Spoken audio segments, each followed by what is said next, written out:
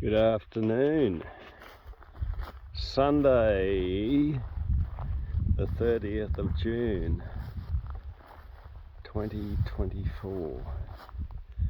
Just want to give you a little bit of a look at some of the Pasture desert. This is a creeping bluegrass monoculture that has quite successfully died multiple times now over the last,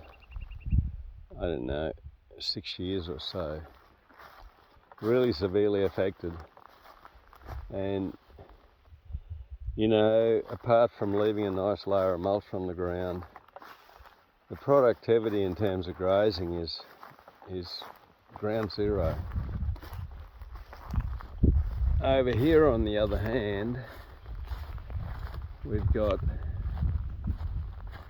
the Pasture Oasis. So we've got a patch of trees planted 2.5 years ago,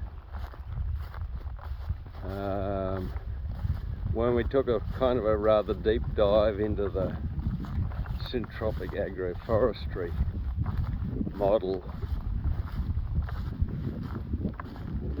which was, I must say, in hindsight,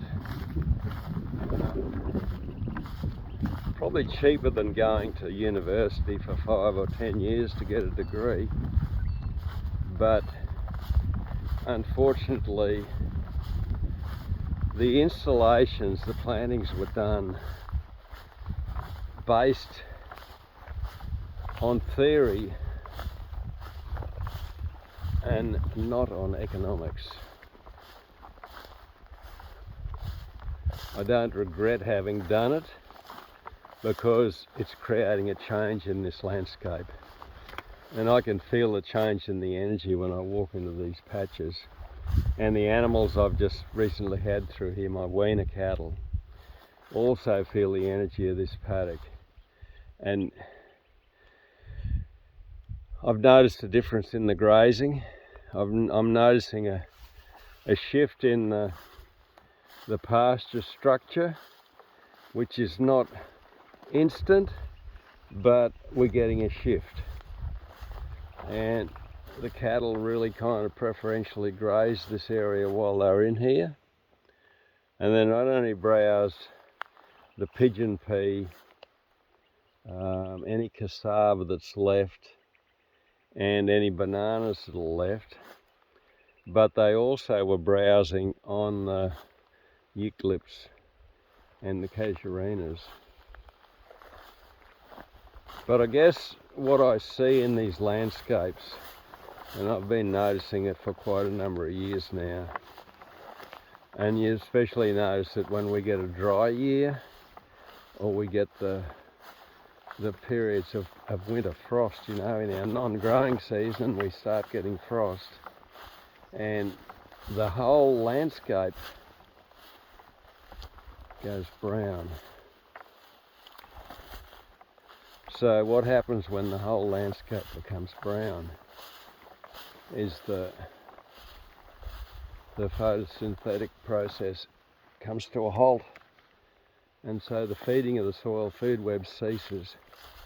This I find really interesting. Like, this is the same pasture. This is a predominantly creeping blue pasture. And if we turn around here, in these trees, the cattle have been in here and they've knocked it all to the ground. What they haven't eaten, they've knocked down. But as we come out of the trees here, they haven't done that out here. What's going on? Why haven't they touched this stuff?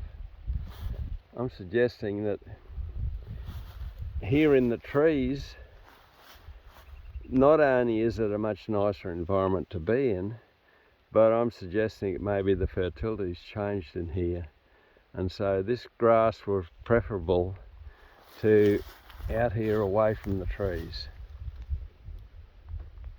Just a a kind of a wild proposition, but there it is. And then as we go into the distance down here, this is some of my floodplain country along Wide Bay Creek, which all frosts in the winter. So it's basically a summer dominant pasture. So I graze it like hell in the summertime to get the production off it. Still leaves a hell of a lot of that stuff there. This year I grazed it late and thought I had it, and then I took the cattle out and it all regrew again. So I didn't get back onto it before the frost hit. However, yeah, a lot of material going on the ground there. But you'll see down in this area down here, I've also done some tree planting. So I've got a few rows of trees down there that I will say, if you look at that stuff down there and we turn around and look at this stuff here, this stuff here is $20,000 a hectare investment, while the others down here on the flat, that's a $3,500 a hectare investment. We've got trees on the land for a fraction of the cost. Now the ones down here on the flat, obviously, they're not as advanced as these trees here, but long term I'm getting a result. I'm getting some trees in the landscape, which is going to change. One of the things that will change down on this frosted country is the frost damage to the pastures, and of course the fertility of this country. But we demonstrated it at Duke's Plain with the trials we did there with trees and no trees, and we shifted the temperatures. So winter time was 5 degrees warmer and summertime was 5 degrees cooler. So we changed that, you know, we shifted the temperature by 5 degrees either end of the scale. So it's nothing, you know, but a lot of the predictions around global warming is for temperatures to change by, you know, a few degrees. If we can affect the temperatures by 5 degrees at either end of the scale, in a situation like this on every farm, I think we're going to have a far greater effect than twiddle-arsing around with some of the stuff they're doing around global warming to try and minimise it, and the hoo-ha about reducing CO2 emissions. I know we've got a lot of pretty dirty technologies that we're using, but as long as we continue to try and reduce CO2 emissions, we're really having a land of ourselves, because effectively we can't reduce them.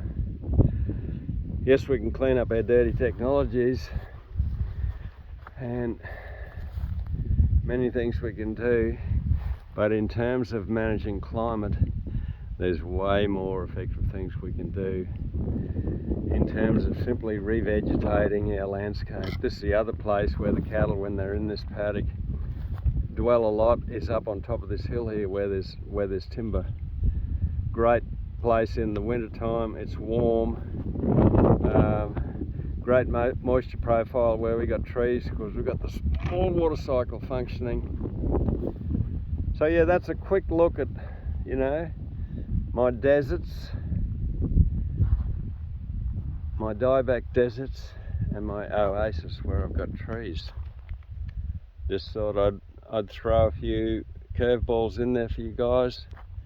Have a nice day and enjoy the second half of 2024, which will end tomorrow.